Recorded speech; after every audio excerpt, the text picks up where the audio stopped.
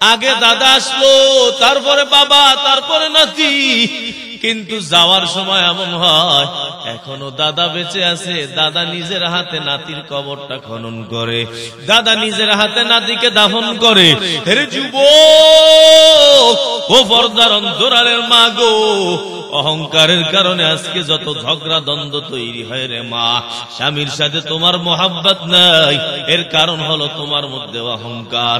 হে বাবাজিরা, স্ত্রীকে মোহাব্বত করতে পারো না, তার সাথে শুধু দ্বন্দ্ব, তার সাথে শুধু ঝগড়া, এর কারণ হলো অহংকার। আমাদের হাকিমুল উম্মত বলেন তাকাব্বুর হলো উম্মুল আমরাজ।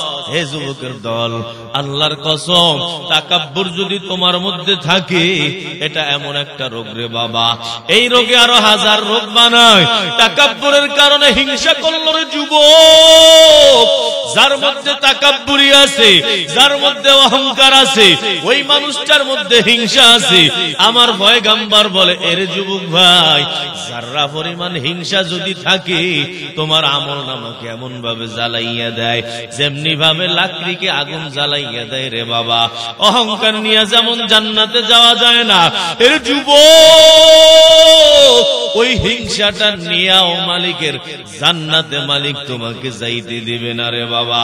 ওরে পর্দার অন্তরালের মা, স্বামীর কথা মতো চলতে পারো না, স্বামীর খেদমত করতে ভাল লাগে না, স্বামীর কথা মানতে মনে চায় না, এর কারণ হলো অহংকার। ও পর্দার অন্তরালের মা, আমার পয়গম্বর বলেন, শুনো, যদি তুমি কারো সাথে ঝগড়া করো, দ্বন্দ্ব করো, তোমার আমল নামা থেকে সব আমলগুলা শেষ হয়ে যাবে রে মা।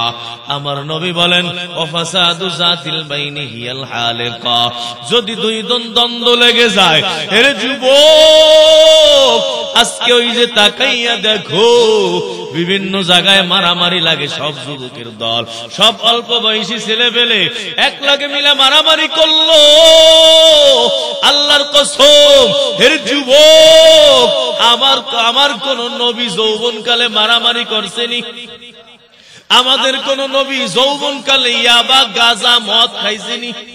হে যুবক, আজকে তোমার যন্ত্রণায় তোমার মা বাঁচে না, তোমার যন্ত্রণায় তোমার বাবার ঘুম হারাম হয়ে গেছে, তোমার যন্ত্রণায় এলাকার বাসীর ঘুম নাই। আল্লাহর কসম, হে যুবকের দল, আজকের এই মাহফিল আয়োজন করলা, একটা যুবক যদি এলাকার মধ্যে ঠিক হয়ে যায়, ওই এলাকার মানুষগুলাকে ঠিক বানাইতে সময় লাগে না। একটা যুবক যদি ভালো হয়ে যায়, ওই এলাকার মধ্যে আলো চলে যায় রে যুবক। হে বাবাজিরা, আজকে তোদের কারণে এলাকার মধ্যে বড় অশান্তি। ও যুবক ভাই, আবার তোমরা অনেকে ভালো আছো, যে বড় ভালো দেখবা সবাই তোমাকে বড় আদর করে রে বাবা। আল্লাহর কসম, গ্রামগঞ্জে তেমন সমস্যা নাই, শহরের মধ্যে বড় সমস্যা রে বাবা। রাত্র 3টার সময় উঠা মারামারি লাগাইয়া দেয়, রান্দা লয়া দৌড়াইল কে, কয় যুবক, ওই যে এলাকার মধ্যে বোমা বমি শুরু করে দিল। হে যুবকের দল, বিভিন্ন টাইমে হঠাৎ হঠাৎ মারামারি শুরু করে দেয়, অস্ত্র নিয়ে মারামারি করে, পিস্তল নিয়ে মারামারি করে। আল্লাহর কসম, ওরে যুবক, এই দুনিয়া কিছুই না রে বাবা। আজকে একজনকে কষ্ট দিলা, ও যুবক, ওই মালিকের দরবারে তো বিচার, কেমনে মুক্তি বাবা? মালিকের দরবারে তো কোনো ঘুষ দেওয়ার কোনো সুযোগ নাই রে বাবা। দুনিয়ায় তো ঘুষ দিয়া কাজ চলে, দুনিয়ার মানুষকে টাকা দিয়া ম্যানেজ করা যায় রে বাবা, কিন্তু ফেরেশতাদেরকে ম্যানেজ করা যায় না।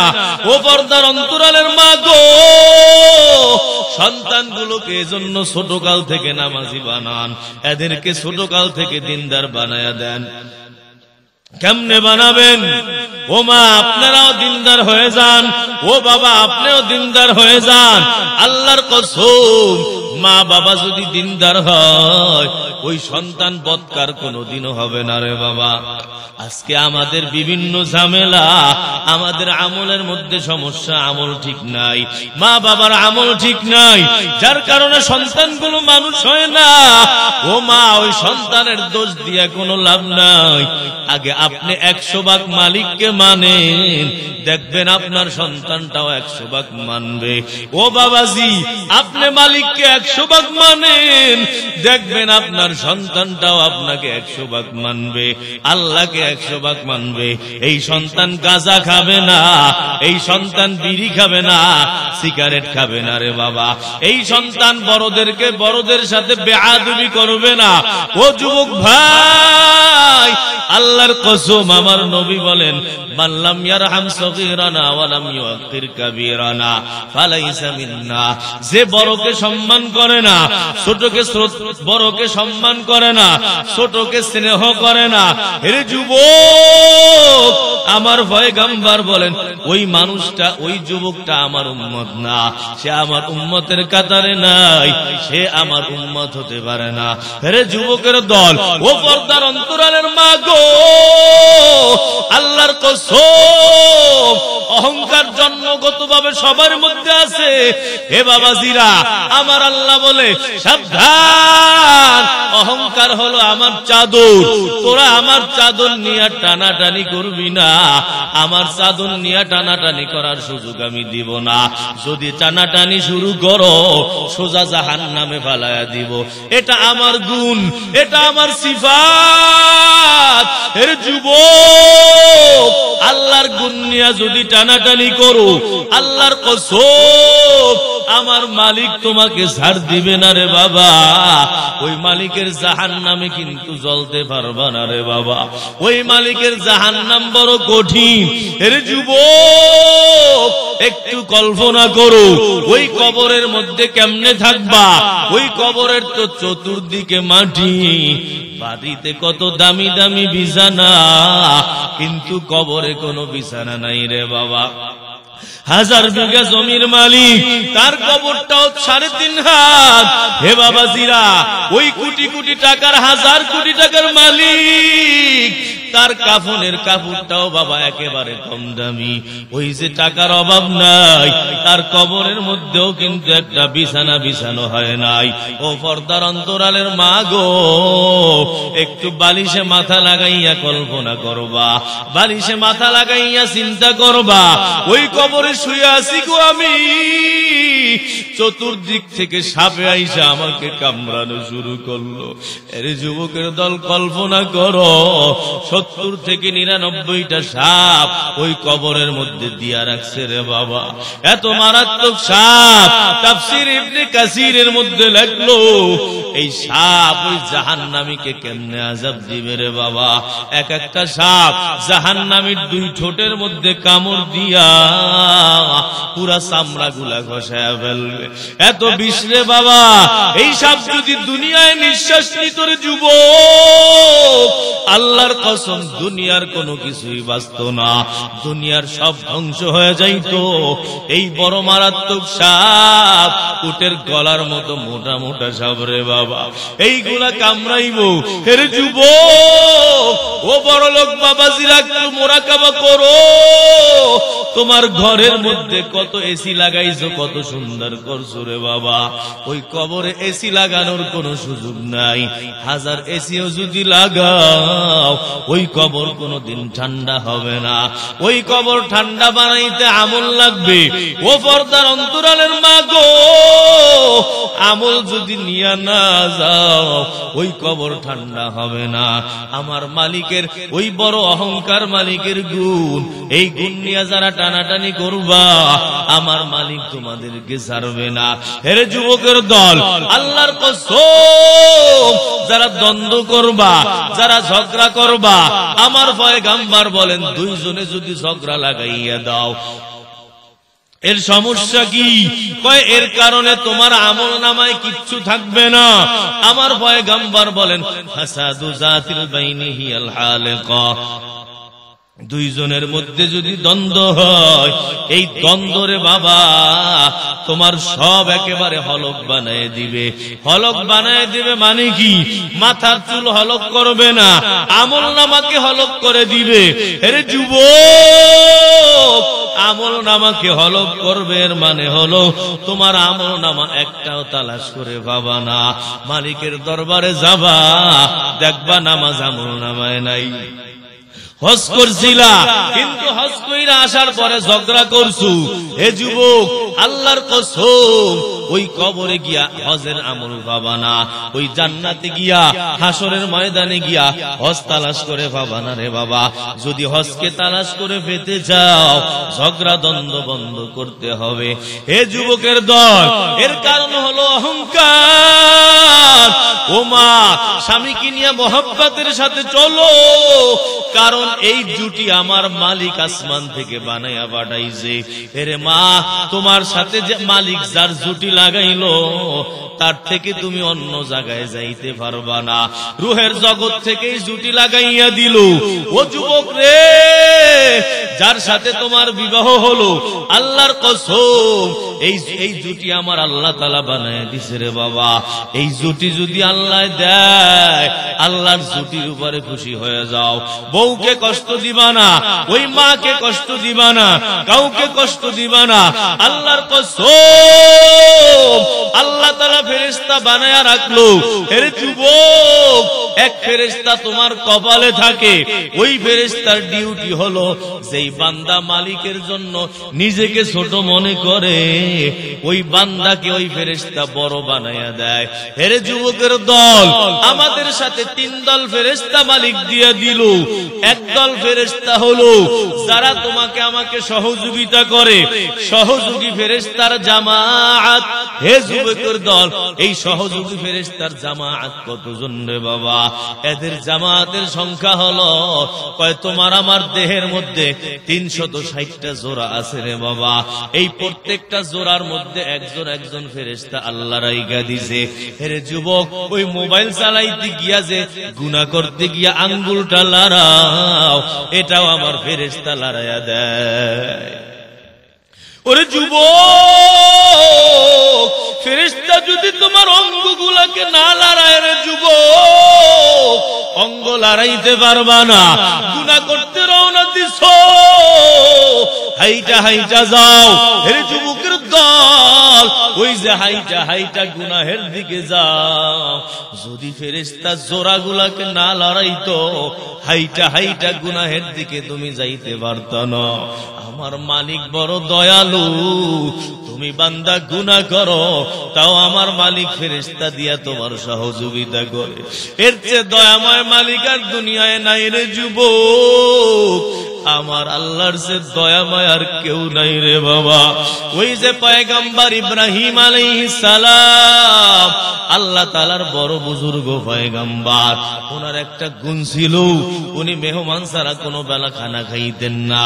আল্লাহ তাআলার বান্দা এই দুনিয়ায় সবাই আগে চালু করলো মেহমানদারির প্রথা।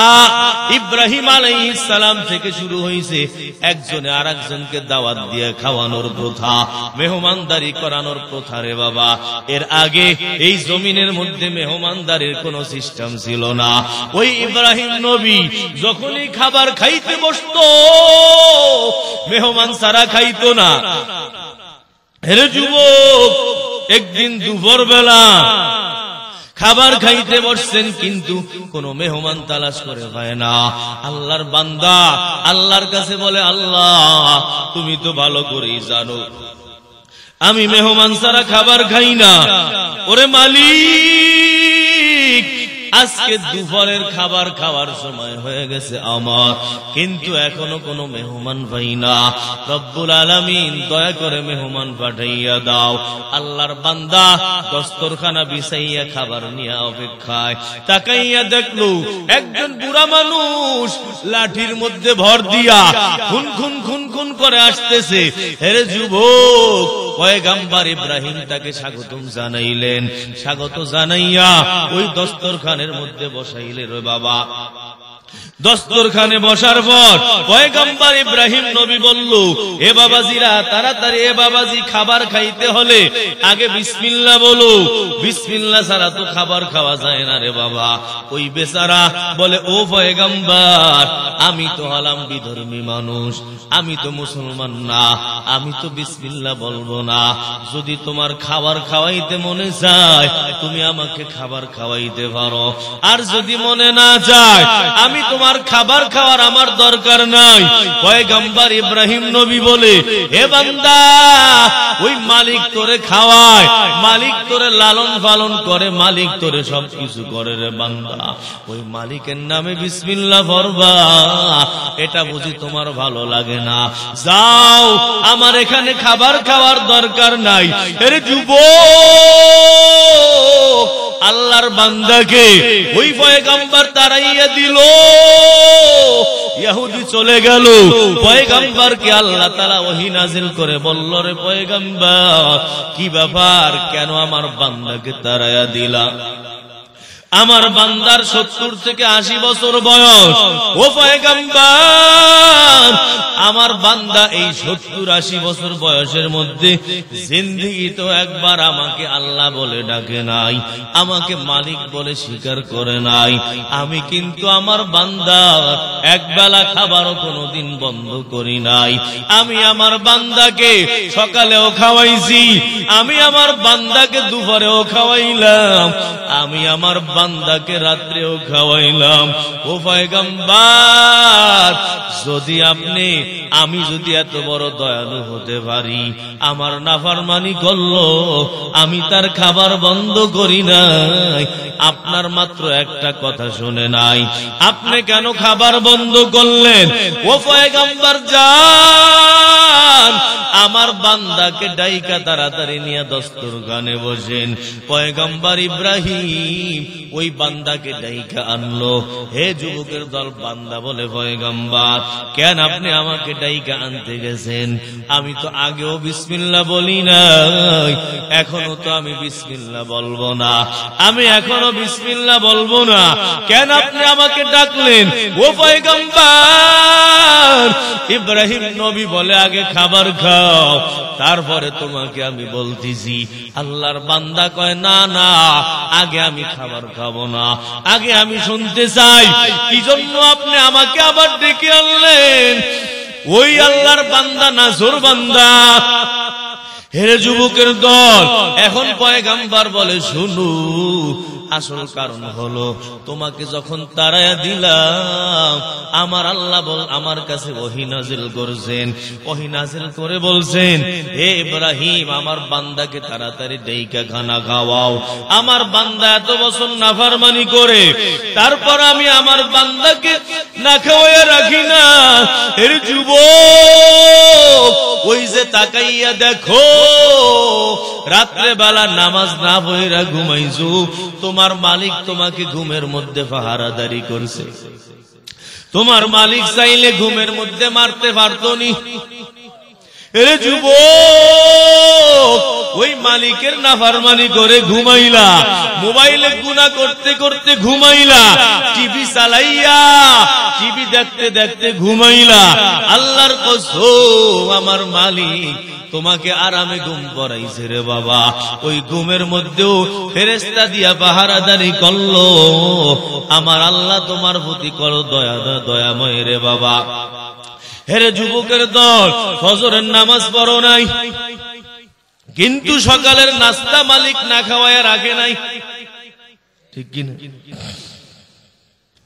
আমার মালিক যদি কইতো নামাজ পড়ো নাই কেন, সকালের খাবার তোরে দিব। আরে যুবকের দল, আল্লাহর কসম, এক লোকমা খাবার মুখের মধ্যে তুলতে পারতা না, ক্ষমতা আসেনি। আল্লাহ যদি না খাওয়ায়, কেউ খাওয়াইতে পারবিনি।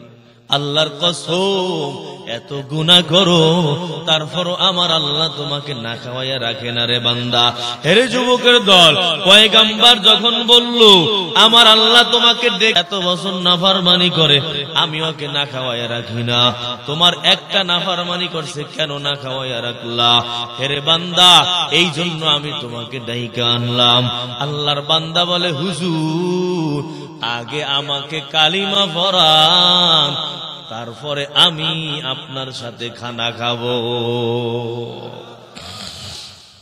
এ মুসলমানের দল, আমার আল্লাহ তোমাকে আমাকে পাহারাদারি করল রে যুবক। শরীরের মধ্যে 360টা জোড়া, এই 360 জোড়ার মধ্যে একটা একটা ফেরেশতা আল্লাহর কসম একটা জোড়াও লড়াইতে পারত না যদি আমার মালিক ফেরেশতা দ্বারা জোড়াগুলা না লড়াইতো। এর সংখ্যা হলো, এই ফেরেশতারা হলো বাবা সহযোগী ফেরেশতা, এদের সংখ্যা হলো 360 জন। 2 নম্বর হলো সাহায্যকারী ফেরেশতা, এর যুবক 2 নম্বর হেফাজতকারী ফেরেশতা। এই ফেরেশতাদের দায়িত্ব হলো তোমাকে আমাকে হেফাজত করবে। এদের সংখ্যা কত? কয় দিনের বেলা 10 জন রে বাবা, রাত্রে বেলা 10 জন। এদের ডিউটি চেঞ্জ হয় কোন টাইমে? কয় ফজরের টাইমে। রাত্রে যারা ডিউটি করছে ফজরে তারা আসমানে চলে যায়, আবার আসমানের ফেরেশতারা ফজরে নাজিল হয়। সারা দিন ডিউটি করার পর আসরের ওয়াক্ত যখন হয়ে যায়, ওই আসরের টাইমে দিনের ফেরেশতারা আসমানে চলে যায়, আবার রাত্রের ফেরেশতারা আসরে আইসা উপস্থিত হয়। আল্লাহ তাআলা জিগায়, ও ফেরেশতার দল, যখন তোমরা গেলাইলা কি অবস্থায় দেখলা বান্দাদেরকে? ফেরেশতারা বলে, আল্লাহ যখন আমরা গেলাম তখনও দেখলাম নামাজ, আবার যখন আমরা আসলাম তখনও দেখলাম নামাজ রে বান্দা। ওরে আল্লাহ, এরা তো খালি নামাজই পড়ে নামাজই পড়ে। আমার আল্লাহ কয়, ফেরেশতা সাক্ষী থাকো, আমি আমার বান্দার সব গুনাহ মাফ করে দিলাম। এ যুবক, তুমি ফজর পড়ো না, ওই যে যেই ফেরেশতা তোমার ডিউটিতে আসলো ওই ফেরেশতা কিন্তু তোমার নামাজ দেখে নাই। ও পর্দার অন্তরালের মা গো, যারা তোমরা আসর পড়ো না ফজর পড়ো না, তারা কিন্তু ওই ফেরেশতারা কিন্তু মালিকের দরবারে সাক্ষী দেবে না রে বাবা। এজন্য নবী বলছেন, মান সাল্লাল বারদাতাইনে দাখালাল জান্নাহ, যেই বান্দা 2 ঠান্ডার নামাজ পড়লো ওই বান্দা জান্নাতে সোজা প্রবেশ করে ফেললো। 2 ঠান্ডা, একটা হলো ফজর আর একটা হলো আসর। হে যুবক, কারণ এই বিকাল টাইমে ঠান্ডা পড়ে, আবার ফজরের টাইমেও ঠান্ডা পড়ে। ও পর্দার অন্তরালের মা, এই 2 টাইমে মানুষের বড় গাফলত। ফজর যায় মানুষের ঘুমের ঘুমে কাইটা যায়, আসরের নামাজটাও মানুষের খেলায় দুলায় কেটে যায় রে বাবা। এই নামাজগুলা মানুষ গুরুত্ব দিয়া পড়ে না। এই জন্য স্পেশাল বলছেন, 5 ওয়াক্ত নামাজ যারা পড়বা তোমাদের তো জান্নাত আছে রে বাবা। সাথে সাথে আবার যারা এই 2 ওয়াক্ত গুরুত্ব দিয়ে পড়বার যুবক, তোমাদের আলাদা জান্নাত। তবে যুবকের দল শোনো, যারা নামাজ পড়বা না তোমাদের শাস্তিটা কেমন?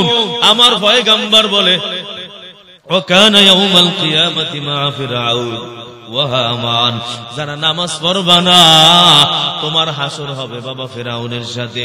হে যুবক, আল্লাহর কসম, ওই ফিরআউনদের জাহান্নাম ছোট নাকি বড়?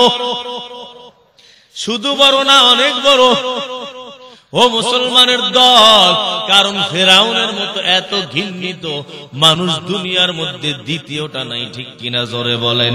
একটা হিন্দুর দিকে তাকাইয়া দেখেন, হিন্দুর সন্তানের নামটাও কেউ ফিরআউন কিন্তু রাখে না। দুনিয়ায় কারো নাম ফিরআউন আসেনি, ও এক ঘৃণিত ফিরআউন, আর দ্বিতীয় কেউ নাই রে যুবক। আল্লাহর কসম, যত মানুষ যত নাফরমানি করলো, একজনও কিন্তু নিজেকে খোদা দাবি করে নাই রে বাবা। এই ফিরআউন এত বড় জালেম, এই জালেম নিজেকে খোদা পর্যন্ত দাবি করলো। এরে যুবকের দল, আমার পয়গম্বর বলল, শুনো, যারা তোমরা নামাজ পড়বা না হাসরে ফিরআউনের সাথে থাকবারে যুবক, ওই ফিরআউনের জাহান্নাম বড়, তোমার জাহান্নামটাও বড়। ও পর্দার অন্তরালের মা গো, আমার নবী বলেন, মান তারাকা সালাতা ফাকাদ কাফারা, যেই বান্দা নামাজ ছেড়ে দেয় ওই বান্দা কাফের হয়ে যায়। ব্যাখ্যা কি? ব্যাখ্যা হলো, এ পর্দার অন্তরালের মা, হিন্দুও নামাজ পড়ে না, তুমিও পড়ো না, আল্লাহর কসম ওই হিন্দুর মধ্যে আর তোমার মধ্যে কোনো পার্থক্য নাই, ঠিক কিনা কও? খ্রিস্টানও নামাজ পড়ে না, তুমি মুসলমানের সন্তান, তুমিও নামাজ পড়লা না। আল্লাহর কসম, ওই খ্রিস্টানের মধ্যে আর তুমি মুসলমানের মধ্যে কোনো পার্থক্য নাই। নবী বলেন শেষ জামানায় এমন হবে, ইসলামের শুধু নাম বাকি থাকবে, মানুষ মুসলমান থাকবে না। এর যুবক আজকে তাকাইয়া দেখো, ওই মসজিদের মধ্যে যুবকের সংখ্যা বেশি নাকি বুড়া বুড়া মানুষের সংখ্যা বেশি? রিটায়ার্ড হয়ে গেছে, এখন নামাজ ধরছে। এর যুবক যৌবন কালটাকে ইবাদতে লাগাও। শাবুন নাশা ফি ইবাদাতিল্লাহ। আমার পয়গম্বর বলল, ওই যুবক হাসরের ময়দানে আরশের ছায়া পাবে যেই যুবক যৌবন কালটার মধ্যে গুনাহ থেকে বাঁচছে রে বাবা, যৌবন কাল নাফরমানির মধ্যে লাগায় নাই। ওরে পর্দার অন্তরালের মা, ও যুবতী বোন, তোমারও যৌবন কালটা বাবার মা তুমি ইবাদত বন্দেগীর মধ্যে লাগাও, কারণ যৌবন কালে ইবাদত করা পয়গম্বরের অভ্যাস। এ যুবক যৌবন কাল এটা আলাদা ভাবে বললো, কারণ এটার দাম বাবা অনেক বেশি। দুনিয়ার মানুষের কাছেও দেখবা তোমার যৌবনের দাম আছে, বুড়া হয়ে গেলে কেউ তোমাকে দাম দিতে চায় না।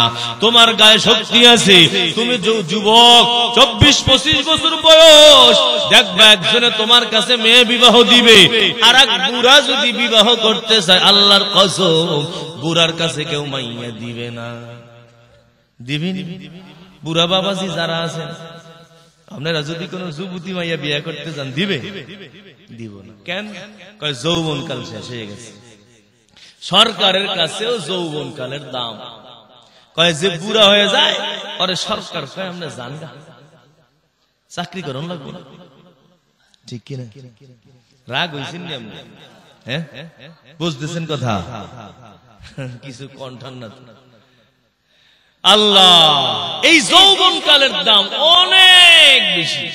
যৌবন কাল শেষ, রিটায়ার্ড হয়ে যায়, কোন কাজে নিবে, দেখে বুড়া, কয় না বুড়া দিয়া হইব না, যুবকদেরকে আনো। আল্লাহর কাছেও যৌবনের দাম আছে, এজন্য স্পেশাল একটা এদের একটা ফেসিলিটিস দিয়া রাখছে। হে যুবক, যৌবন কালে ইবাদত করবি, আলাদা প্রশ্ন হবে, আর মারা যাবি সোজা জান্নাতে যাবি, আমার আরশের ছায়া পাবি। সুবহানাল্লাহ, জোরে কর। এই জন্যই যৌবন কালের দাম অনেক বেশি, গুনাহ করা যাবে না। যেটা বলতেছিলাম, ওই ফেরেশতাদেরকে মাধ্যমে আল্লাহ তাআলা আমাদেরকে সহযোগিতা করেন। দ্বিতীয় দল হলো, এরা হলো হেফাজতকারী ফেরেশতা। এদের সংখ্যা 10 জন, রাত্রে 10 জন, দিনে 10 জন। এই যে যারা নামাজের টাইমে পরিবর্তন হয়, আজকে মাহফিল শোনার মানুষের অভাব নাই, কিন্তু নামাজি মানুষের অভাব। ঠিক কিনা? যে কয়জন আমরা ওয়াজে আসছি, এই কয়জন কি ফজরের নামাজে পাওন যাইব? কেউ তালাশ করে আর কেউ পাওন যাইব না। ওই ওয়াজ শুনতে রাজি, নামাজ পড়তে রাজি না। অথচ ওয়াজের দাম নামাজের দাম কম না বেশি? খালি বেশি। ওয়াজ হলো একটা নফল আমল, আর নামাজ হলো একেবারে ফরজ ইবাদত, ফরজ আমল। আপনি কন্ত কয় কোটি নফল মিলাইলে একটা ফরজ হয়? হয়নি। 1000 মিলিয়ন বিলিয়ন নফল মিলাইলে কি একটা ফরজের সমান হয়? জীবনেও না, জীবনেও না।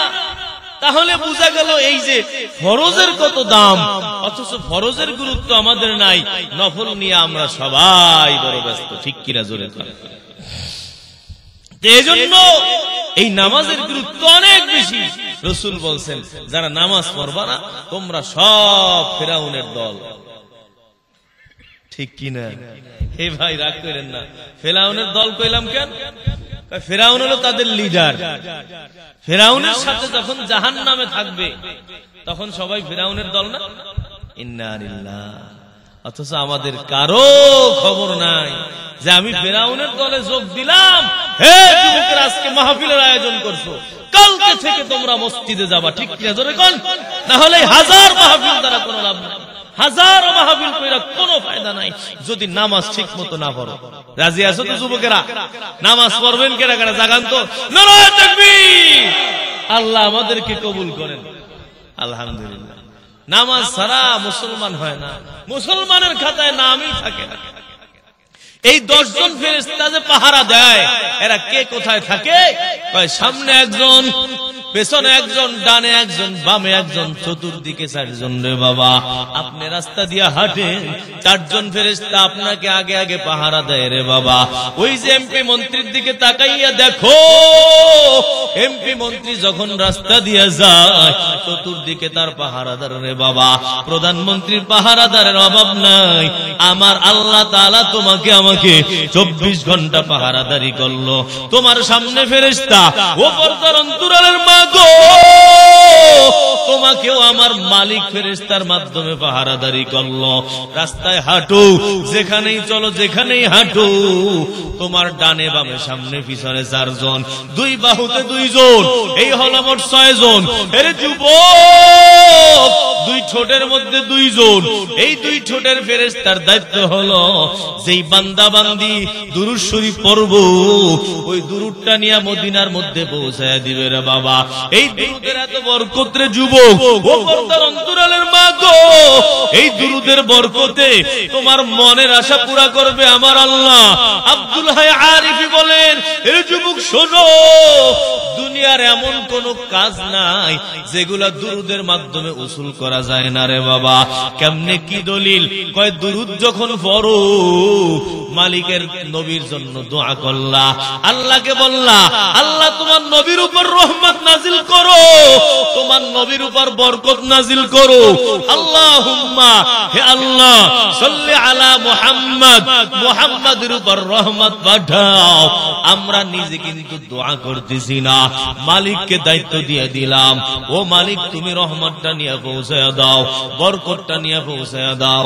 এর যুবকের দল, মালিক যখনই তার পয়গম্বরের কাছে ওই রহমতটা নিয়ে পৌঁছায়, বরকতটা নিয়ে পৌঁছায়, দোয়া করলা, এর যুবক, এই দোয়া অবশ্যই কবুল। এটা নবীর জন্য একটা হাদিয়া। আমাদের আরিফি রহিমাহুল্লাহ বলেন, যেই বান্দা নবীকে দেখছো, নবীর জিন্দেগিতে এমন কোনদিন হয় নাই নবীকে কেউ হাদিয়া দিল আর নবী তার জবাবে হাদিয়া দেয় নাই। কেউ যদি 10 টাকা দিল, আমার নবী তাকে 20 টাকা দিল। কেউ কিছু হাদিয়া দিল, আমার নবী আরো বাড়ায় দিল। হে যুবক, জবাব দাও, আমার নবী কবরে জীবিত নাকি মৃত? যদি কবরে জীবিত থাকে, তুমি আমিও তো দুরূদ হাদিয়া পাঠাইলাম, আমার নবীর কবরে হাদিয়া পৌঁছাইল। ওই ফেরেশতা তোমার নামটা কি বলল রে যুবক? তোমার বাবার নামটাও বলল। ওই তোমার বাবারও পরিচিতি দিল। আমার নবীর কাছে যখন তোমার নাম, তোমার বাবার নাম গেল, হাদিয়া যখন পৌঁছে গেল, আমার নবী ওই কবরে বৈশা তোমার জন্য হাত জাগায়, ওরে আল্লাহ, তোমার বান্দা, তোমার বান্দি আমার জন্য বরকতের হাদিয়া পাঠাইল। আল্লাহ, আমিও তার জন্য দোয়া করতেছি, ওরে মালিক, তোমার বান্দার, তোমার বান্দির যা দরকার তুমি তাই তাকে দিয়া দাও। হে যুবক, আল্লাহর কসম বলো, আমার নবীর দোয়া কবুল হবে নাকি ফেরত যাবে? আমার নবীর দোয়া কবুল হইতে কোনো সন্দেহ নাই।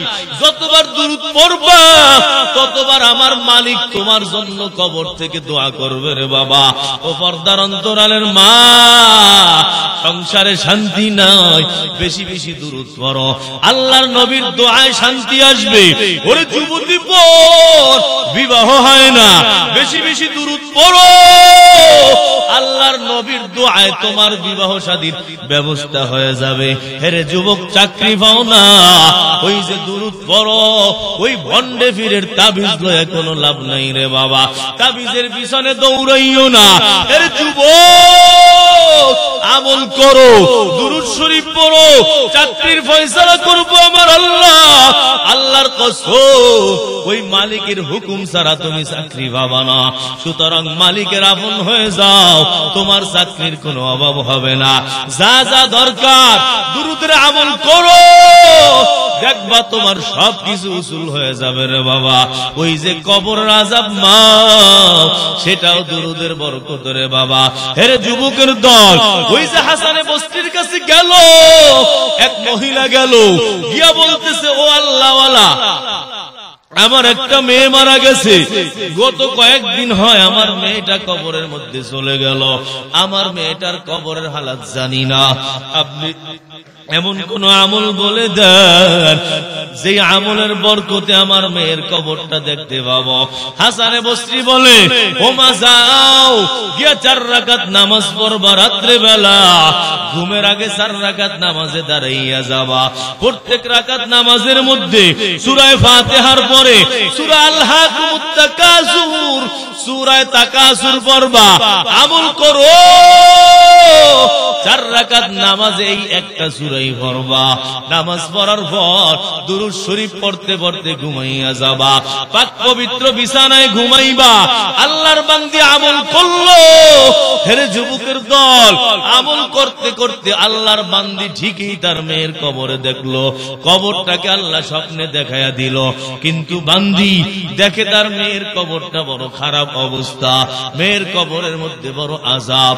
আল্লাহর কসম, ওই বান্দি ভয় পায়া ঘুম ভাঙ্গা গেল।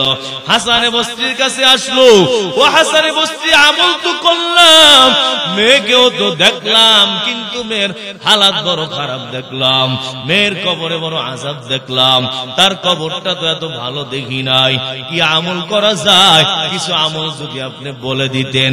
হাসানে বসরি বলেন, যাও যাও, দুরূদ পড়ো, আমল করো, বেশি বেশি নামাজ রোজা সদকা করে কবরে পাঠাও, আল্লাহ তাআলা মেয়েকে মাফ করে দিবেন। হাসানে বসরি এই কথা বইলা মহিলাকে পাঠাইয়া দিল। কয়েকদিন পরে হাসানে বসরি ঘুমাইলো, ঘুমের মধ্যে স্বপ্নে দেখে বড় একটা জান্নাত, বড় একটা বাগান, ওই জায়গার মধ্যে একটা নারী একটা মেয়ে বসা। ওই মেয়ে হাসানে বসরিকে দেখে তাকে ডাকতেছে, হুজুর আমার কাছে আগমন করেন। আল্লাহর বান্দি বলে, আমাকে আপনি চিনেননি? হাসানে বসরি বলে, না, আমি তো তোমাকে চিনি না।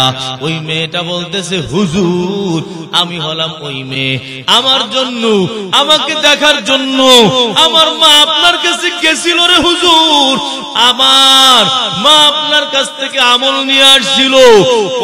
ও হাসানে বসরি, আমি হলাম ওই মেয়েটা। হাসানে বসরি বলে, তাহলে তোমার মায়ের কথার সাথে তো তোমাকে আমি মিল পাইতেছি না, তোমার মা তো বলল তোমার কবরে বড় আযাব, কিন্তু আমি তো দেখি না, না তোমার কবরে কোনো আযাব নাই, তোমার কবরটা বড় জান্নাত। হে যুবক, ও পর্দার অন্তরালের মা, ওই মেয়েটা বলতেছে, ও হাসানে বসরি, আমার মা যেটা বলল, যেটা বলেছিল সেটাও সত্য, আপনি যা দেখতেছেন সেটাও বড় সত্য। আমার কবরে আযাব ছিল, কিন্তু কোন এক আল্লাহওয়ালা আমাদের এই কবরে আইসা, কবরস্থানে আইসা কি এক দুরূদ শরীফ পাঠ করলো রে বাবা।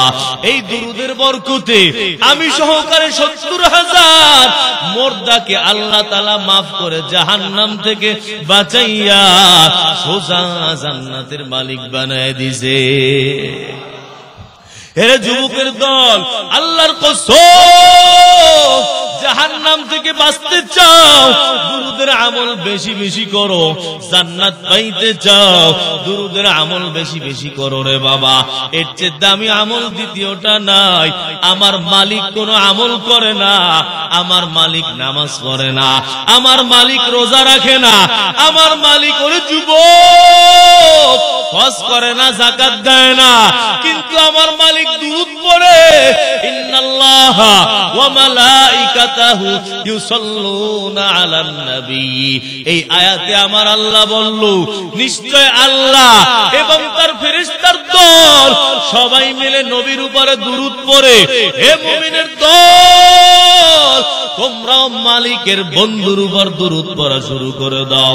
হে যুবকের দল, আল্লাহর কসম, এই দুরূদ দ্বারা সব তুমি অর্জন করতে পারবা।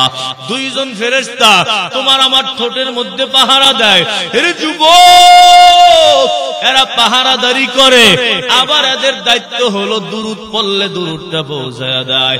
আর একজন ফেরেশতা তার দায়িত্ব হলো রে বাবা তোমার কপালের মধ্যে থাকে 7 নম্বর ফেরেশতা, 8, 9 নম্বর ফেরেশতা, 10 নম্বর ফেরেশতা। এর ডিউটি হলো যখন রাত্রে বেলা তুমি ঘুমাও ওই টাইমে তোমাকে পাহারা দেয়। আরে যুবক, তোমার কানে কোনো পোকা না যায়, তোমার নাকে কোনো পোকা না ঢোকে, ওই পাহারা দিয়া আমার আল্লাহ ফেরেশতার মাধ্যমে বাঁচায় রে বাবা।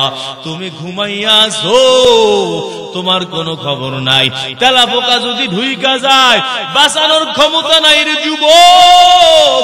ও পর্দার অন্তরালের মা, কে বাঁচায়? কয় আমার মালিক বাঁচায়। কার মাধ্যমে বাঁচায়? কয় ফেরেশতার মাধ্যমে বাঁচায়। আল্লাহর কসম। এখন কথা হলো রে বাবা, অনেক সময় তো নাকের মধ্যে ঢুকে যায়, অনেক সময় তো কানের মধ্যে ঢুকে যায়। এই ব্যাপারে কথা হলো যখন আল্লাহর ফয়সালা হয় যে যুবকের কানের মধ্যে তেলা পোকা ঢুকাবো, ওই টাইমে আল্লাহ ফেরেশতাকে সরাইয়া নিয়ে যায়। এরে যুবক, মালিক যদি বিপদ দিতে যায় ওই মালিক তখন ফেরেশতাদেরকে সরাইয়া নিয়ে যায়। না হলে অনেক সময় দেখবা একটা গর্তের মধ্যে পড়ে যাইতেছে, একেবারে পা দিতেছ রে বাবা, হঠাৎ করে তুমি সতর্ক হয়ে গেলা, কে বাঁচাইলো? আমার আল্লাহ ফেরেশতার মাধ্যমে বাঁচাইলো। আরে যুবক, আর একদল 3 নম্বর ফেরেশতা, এরা হলো মুনকার নাকির।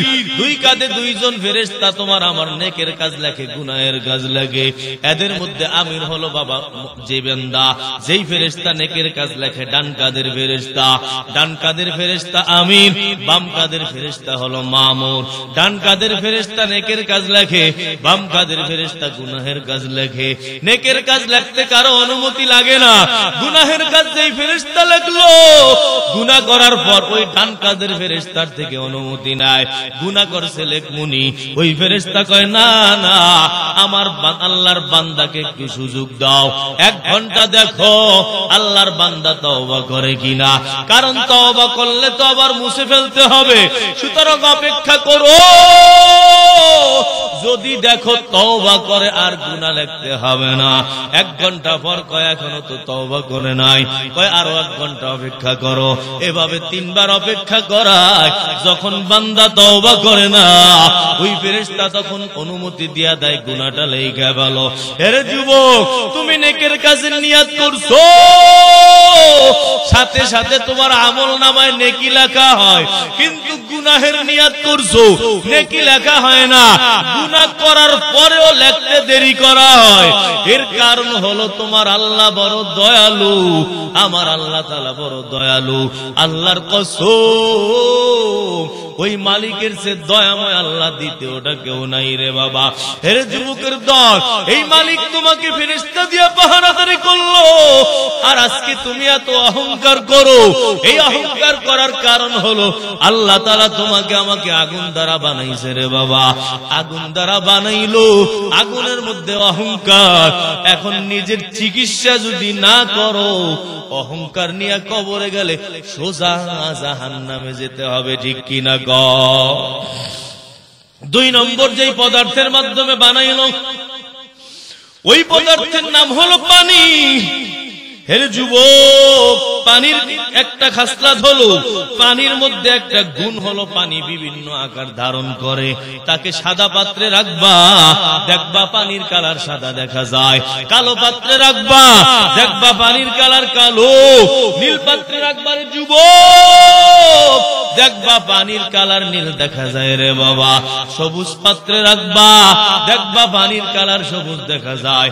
আল্লাহর কসম, এই পানির গুণের কারণে মানুষের মধ্যে একটা গুণ চলে আসছে, মানুষের মধ্যে রং পাল্টায়। হে যুবক, মানুষ বারবার রং পাল্টায়।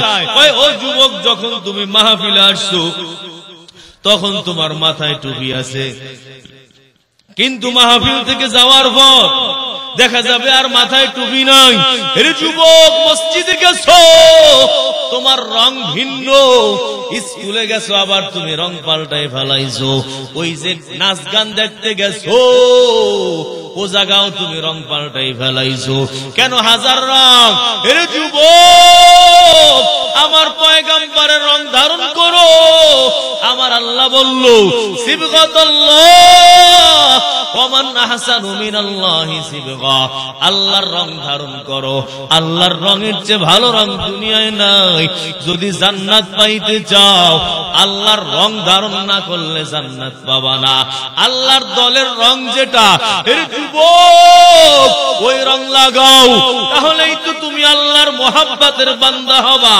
আমার প্রধানমন্ত্রী শেখ হাসিনার রং যদি ধারণ না করো, আল্লাহর কসম তার কাছে যাইতে পারবা না।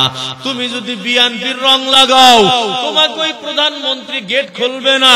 হে যুবক, এই দুনিয়ার হিসাব যেমন সহজ, প্রধানমন্ত্রী শেখ হাসিনার কাছে যাইতে হলে তার রং তোমাকে লাগাইতে হবে, তার দলের মধ্যে তোমাকে যোগ দিতে হবে।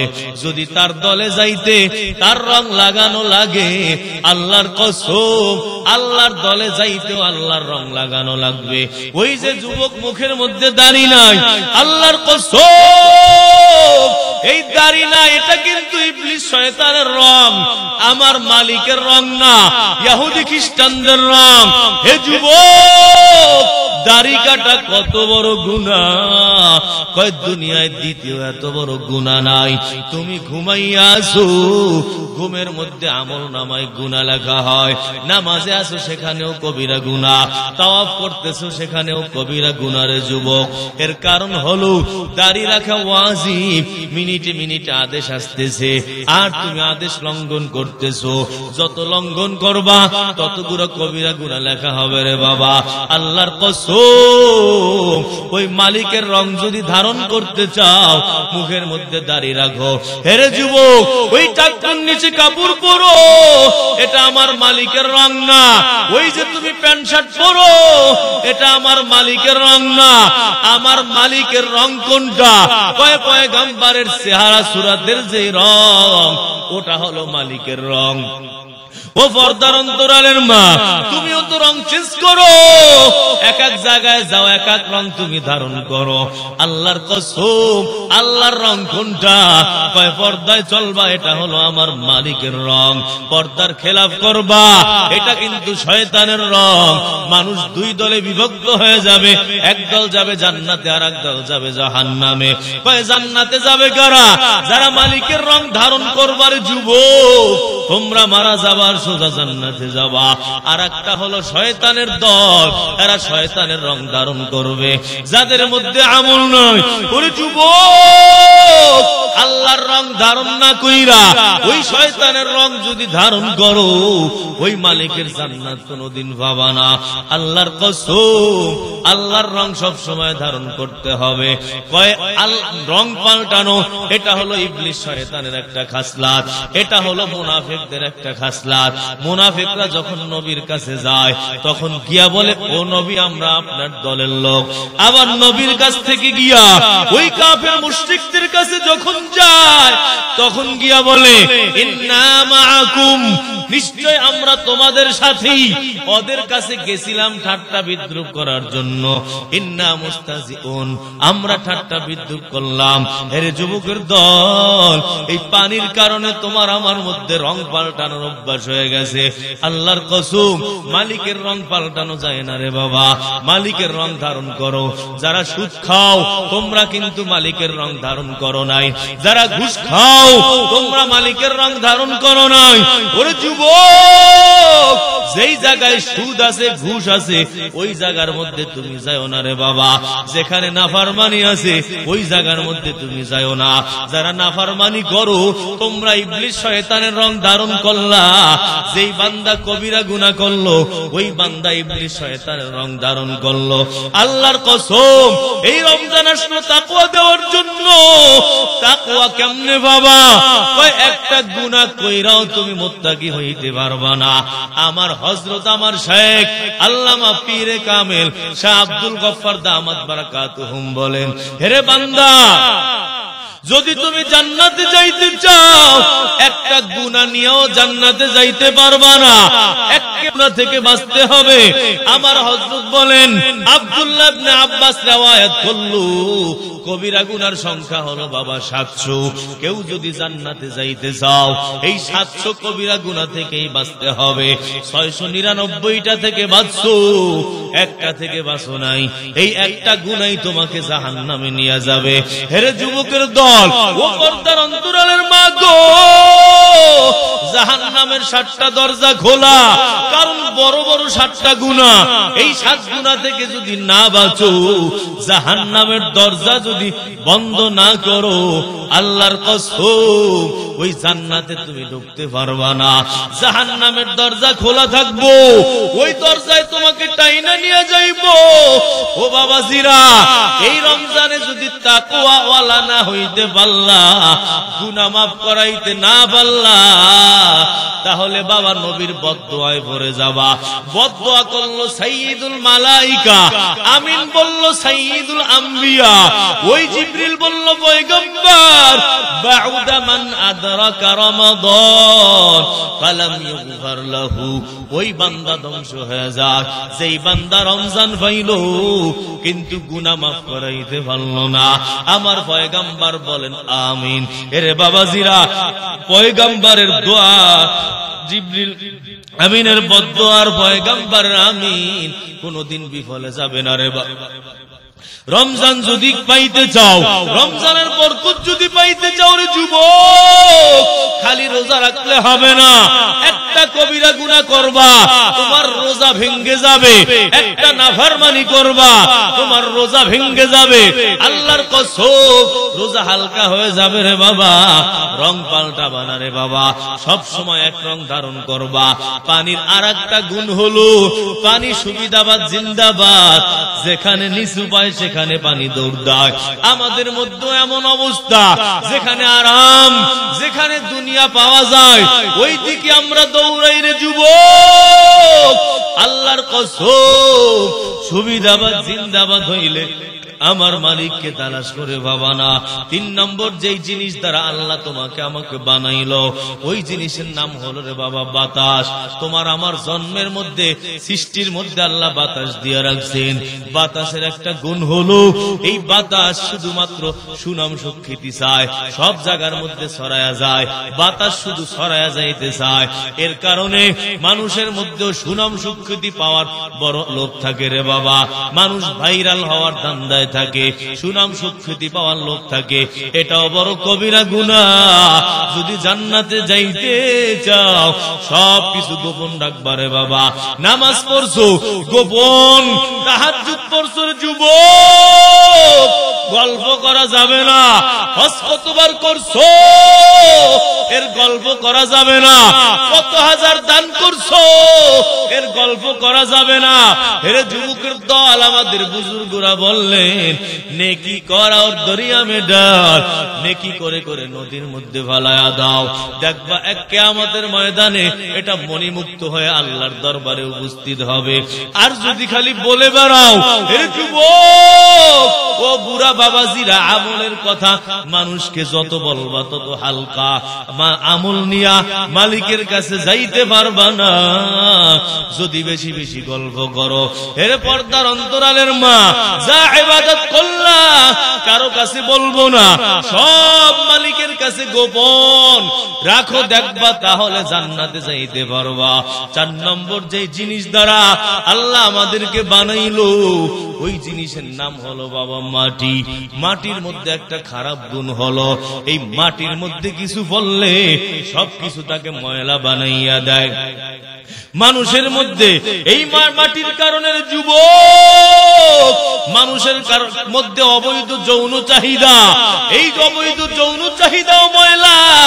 ওই মাটি যেমন ময়লা বানাইয়া দেয়, অবৈধ যৌন চাহিদাটাও ময়লা বানাইয়া দেয় রে বাবা। মাটির মধ্যে আর একটা খারাপ গুণ, কয় মাটির মধ্যে মধ্যে কার্পণ্যতা আছে। এই মাটিতে যা কিছু তুমি রাখবা, দেখবা কিছুদিন পর আর তালাশ করে পাবা না। মাটির মধ্যে ঢুকায়া রাখছো, লাশ ঢুকায়া দিছো। হে যুবক, তোমার লাশটা পর্যন্ত মাটি খাইয়া একেবারে মাটির সাথে মিশায়া দিল। কয়েক বছর পরে যাও, ওই যে তোমার দাদা মারা গেল, কবরটা খনন করো, দেখবা হাড্ডি গুলাও তালাশ করে পাবা না রে বাবা। কোথায় গেল? কয় মাটি খেয়ে ফেললো। মাটির মধ্যে একটা গুণ বা দোষ যেটাই বলো রে বাবা, সেটা হলো কার্পণ্যতা। যা পয়সা তা নিজের মধ্যে খেয়ে ফেলে। মানুষের মধ্যেও কার্পণ্যতা আছে। শোনো বাবাজিরা, হক আদায় না করে কার্পণ্যতা করবা। আমার নবীর খবরে বলে, হাদিসে বলে, এই বান্দা জান্নাতে যাবে না। এ বাবাজিরা, এই চারটা পদার্থ, একটা আগুন, আর একটা বাতাস, আর একটা পানি, আর একটা মাটি, এই চারটা জিনিসের সমন্বয় বানাইলো নফসকে বানাইছে আল্লাহ।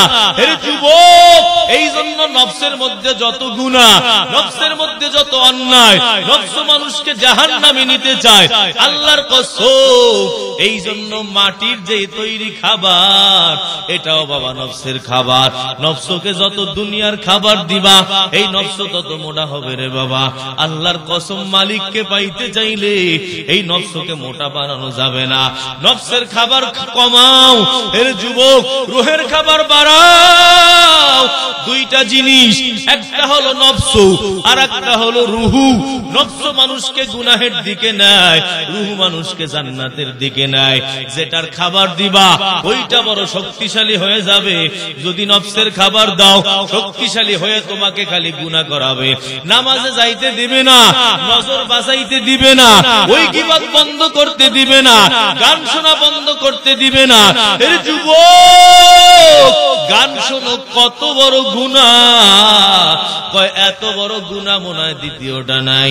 কয় যারা গান শুনবা, কিয়ামতে তোমাদের ওই কানের মধ্যে সীসা গরম করে আমার মালিক ডাইলা দিবে। নবী বলেন, সাওতানে মালউনান। হে যুবক, দুইটা আওয়াজ যেই জায়গার মধ্যে হয় রে বাবাজিরা, ওই দুই আওয়াজের মধ্যে আল্লাহর গজব নাজিল হয়। এক নম্বর, মিসমারুন ইনদা নি'মাতিন, আনন্দে ফুর্তি আছো, এখন গান বাজনা তুমি বাজাইতেছো, এটার মধ্যে আমার মালিকের গজব নাজিল হয়। যেই ঘরে গান, ওই ঘরে মালিকের গজব। ও পর্দার অন্তরালের মা, ঘরের মধ্যে গান বাজাইয়া আমার আল্লাহকে পাবা না, ওই ঘরে শান্তি হবে না। কারণ যেই ঘরে মালিকের গজব নাজিল হয়, ওই ঘরে রহমত থাকতে পারে না। সুতরাং ঘর থেকে টিভিটা বাই করে দাও। টিভির মধ্যে আর একটা হলো বাবা বদনজুরি, একটা হলো গান, আর একটা হলো বদনজুরি। এই বদনজুরি এত মারাত্মক, মানুষকে বেঈমান পর্যন্ত বানায়া দেয়। এজন্য তওবা করব আমরা।